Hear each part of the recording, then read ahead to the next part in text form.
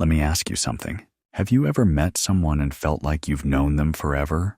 Or maybe you looked at a stranger and felt an immediate, unexplainable connection, as if the universe had already written the script for the two of you to meet. Maybe you couldn't even explain why, but you just knew something was there. It's like you're both drawn to each other for reasons you can't quite grasp, like two puzzle pieces finally finding their fit. Well, what if I told you these kinds of connections aren't just coincidences? What if they're a reflection of something much deeper, something beyond just chemistry, looks, or attraction? In this video, I'll dive into the fascinating psychology behind why we fall in love, and more importantly, why we often fall in love with people who reflect something about ourselves that we might not even realize. Stick with me until the end, and I promise, this journey will change the way you view relationships, love, and even your own identity. The power of projection. Now, let's start with a question that might just blow your mind. Have you ever fallen in love with someone and then, over time, felt a sense of disappointment or shock when they didn't live up to the image you had created in your head?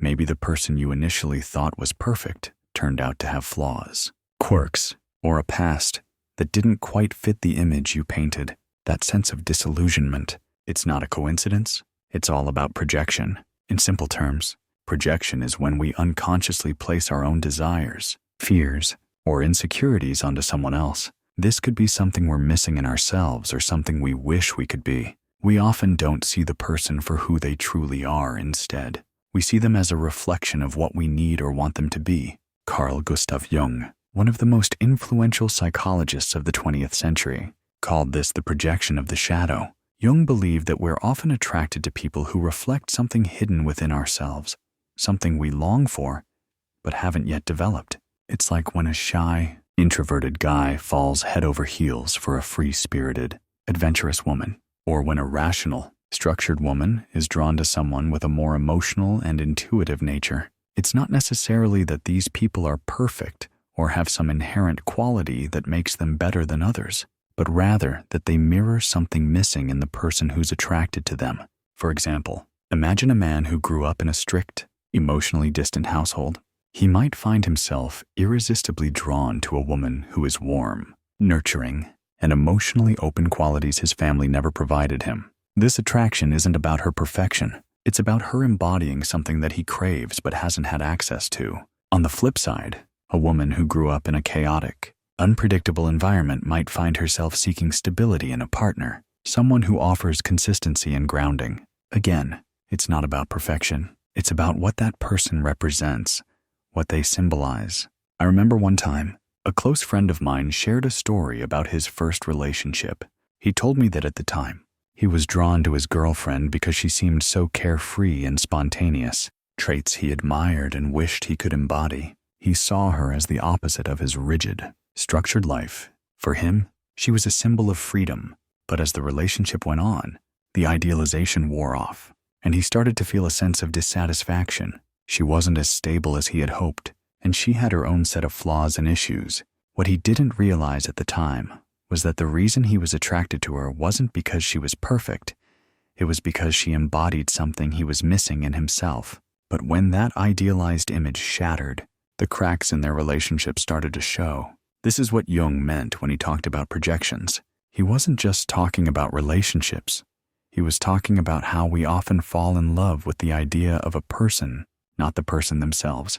We project our unmet needs, our desires, and our fantasies onto them. And when the projections fade, we can either accept the real person or reject them. This is when many relationships hit a breaking point, the illusion of perfection. So, what happens when the projection falls away? When the idealized image you've built up in your mind crumbles and the person you're in love with reveals their imperfections, their struggles, their flaws. It's a tough moment for many people. It's easy to feel disappointed when your partner isn't living up to the fantasy you created in your head.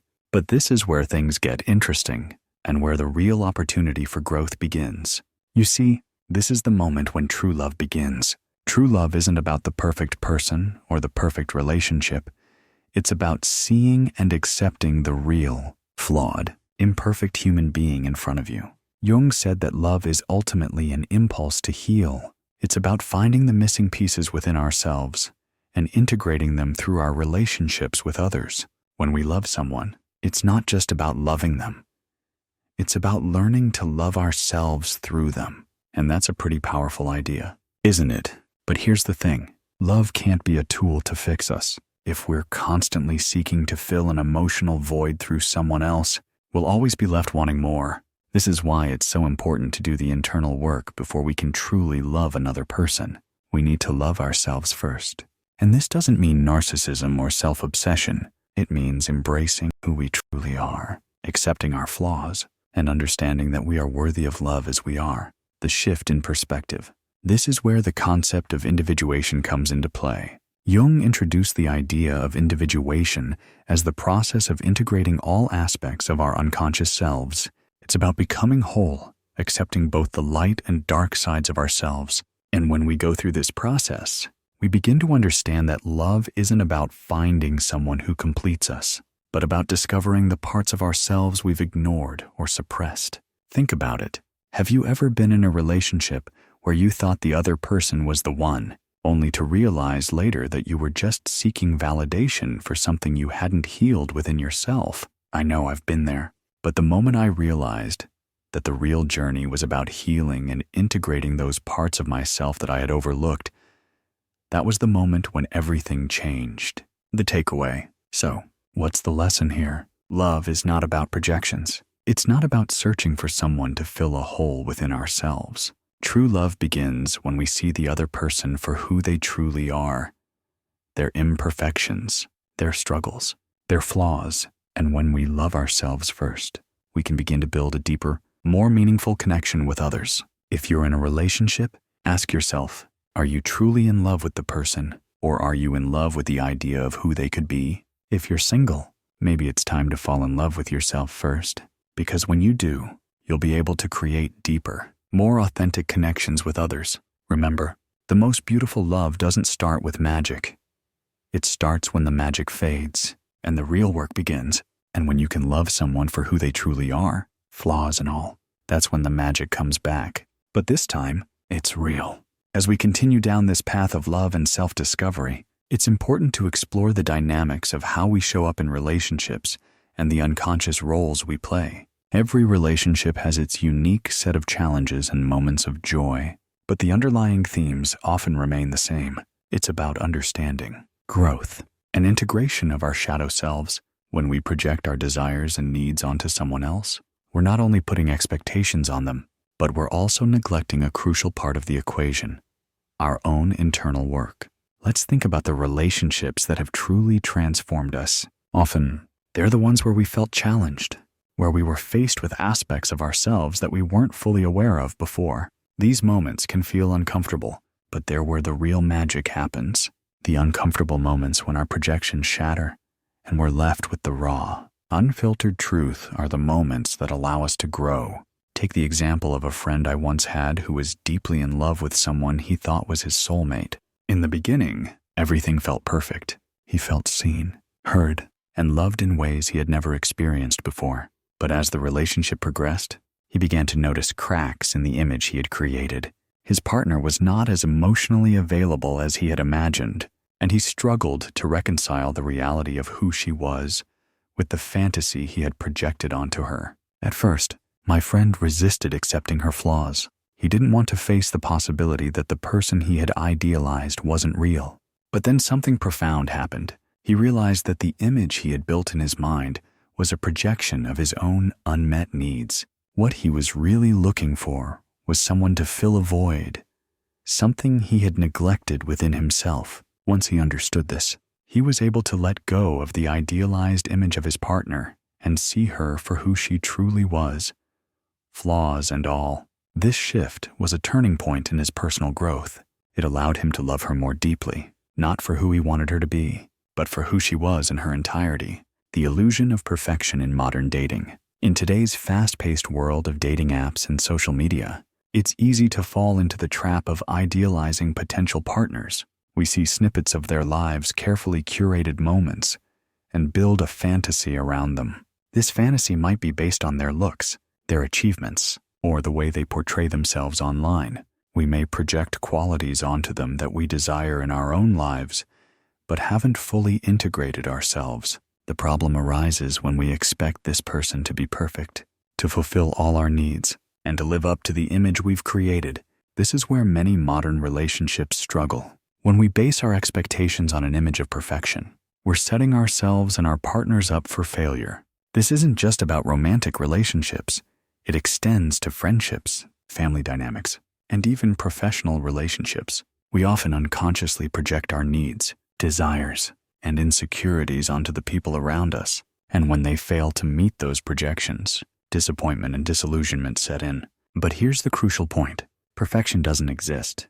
We are all beautifully imperfect beings, each with our own set of flaws, vulnerabilities, and struggles. The moment we accept this truth, the burden of perfection begins to lift. This is when we stop expecting someone to fix us and start working on fixing ourselves. This is when relationships start to evolve into something deeper, more meaningful, and authentic. The role of childhood wounds. Our early childhood experiences play a significant role in shaping the kind of relationships we seek in adulthood. If you grew up in an environment where emotional expression was stifled, you might find yourself attracted to someone who is more open and expressive, someone who can provide the emotional connection you never had. On the other hand, if you were raised in a chaotic or unstable household, you might be drawn to someone who offers stability and security. These unconscious pulls are driven by our childhood wounds, the unresolved emotions and experiences from our past that we carry with us into adulthood. The issue arises when we don't recognize these patterns, when we don't consciously acknowledge how our past is influencing our present relationships. We risk repeating the same unhealthy cycles. The key to breaking this pattern is awareness. When we can look at our relationships through the lens of our past without projecting our childhood wounds onto others, we can begin to heal and break free from the cycle of emotional dependency. The anima and animus. Jung's concept of the anima and animus, the inner opposite sex archetypes within us, is a critical piece of this puzzle. For men, the anima represents the feminine side, while for women, the animus represents the masculine side. These inner figures are shaped by our early experiences with the opposite sex, especially our parents, and just like our projections onto others, the anima and animus influence who we are drawn to in relationships. For instance, a man who had a nurturing, emotionally supportive mother may find himself attracted to women who embody those same qualities. On the flip side, a man whose mother was distant or emotionally unavailable may unconsciously seek out women who display those traits, trying to heal unresolved emotional wounds. Similarly, women may be drawn to men who reflect the characteristics of their fathers, whether positive or negative. Understanding the anima and animus helps us recognize that the attraction we feel towards certain people isn't always about them. It's often about the inner figures they represent to us. Once we realize this, we can begin to understand the deeper psychological forces at play in our relationships. The maturity of love. True love, as Jung suggests, is a process of individuation becoming whole by integrating all parts of ourselves, including our shadow selves.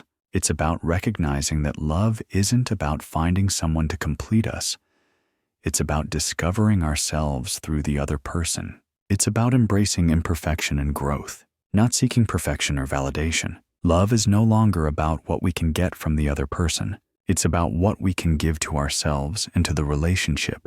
When we stop expecting our partner to heal our wounds or fill our voids, we create space for a deeper, more mature connection. We stop seeing love as a fix for our brokenness and start seeing it as a journey of mutual growth and transformation. So, what's the takeaway from all of this? True love isn't about projections or illusions. It's about seeing the other person for who they truly are, accepting their flaws, and embracing the journey of growth together. It's about recognizing that love begins when we stop searching for perfection and start embracing the beautiful imperfections in ourselves and our partners. If you're in a relationship, take a moment to reflect. Are you loving the real person, or are you holding on to an image you've created in your mind? And if you're single, ask yourself, have you truly loved yourself first? Because only when we love ourselves can we truly love others. Remember, love isn't about finding someone to complete you. It's about discovering your own completeness, and through that, creating a relationship built on authenticity, trust, and mutual growth. Thank you for watching. If you found this video helpful, please like, share, and subscribe. And don't forget to leave a comment with your thoughts or share your own journey of love and self-discovery. Let's continue this conversation together. Until next time, take care and love yourself first.